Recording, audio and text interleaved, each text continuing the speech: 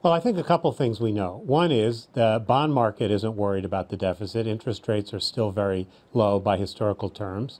Secondly, the public doesn't care about the public deficit. I haven't seen anybody with a picket sign on the Washington Mall say, raise my taxes or cut my Medicare.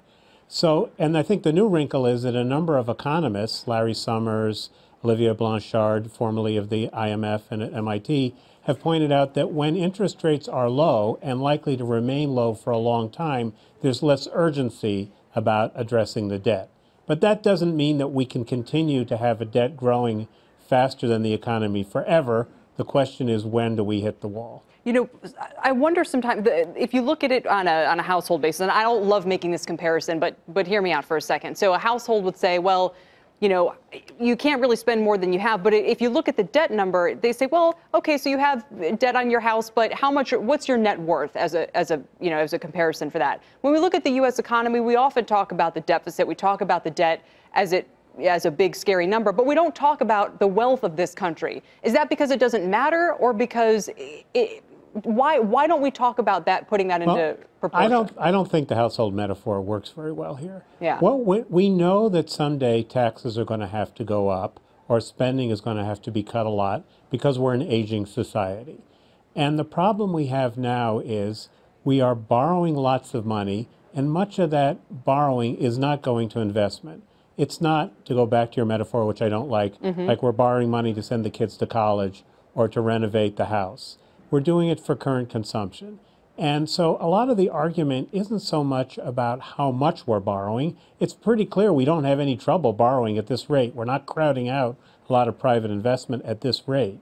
The question is, are we borrowing this money in ways that will produce benefits in the future? And the sad truth is, not enough, not very much. Too much of the money goes for current consumption, health care, for the elderly, Social Security, you know, all that stuff, and not enough for public investment in R&D, education, childhood health, and stuff like that. The one thing everyone seems to agree on is that when inflation comes, we can deal with it. We heard this even from Stephanie Kelton when we were talking to her about MMT, which would put everyone on the federal payroll and then kick them off or something when inflation picks up. Even what our discussion at the beginning of the hour, David, was about, right. Look, you know, when we actually start to see the inflation, then everybody can react. Is that true? I think basically yes. I mean, I think MMT is nonsense, and the notion that Congress is going to raise taxes and cut spending to slow the economy in order to avoid inflation, I think that's hopeless.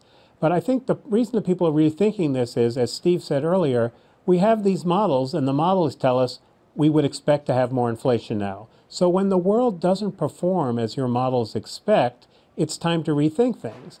And given that it seems to be very hard for central banks, not only here, but in Germany and Japan, to get inflation up to their targets, it does seem that we can be a little more relaxed about the risks of hyperinflation. It is pretty clear that if inflation got to 3 or 4%, the Fed would know what to do. They would raise interest rates, and they would probably be able to get inflation down. But that really hasn't been the problem for the last decade.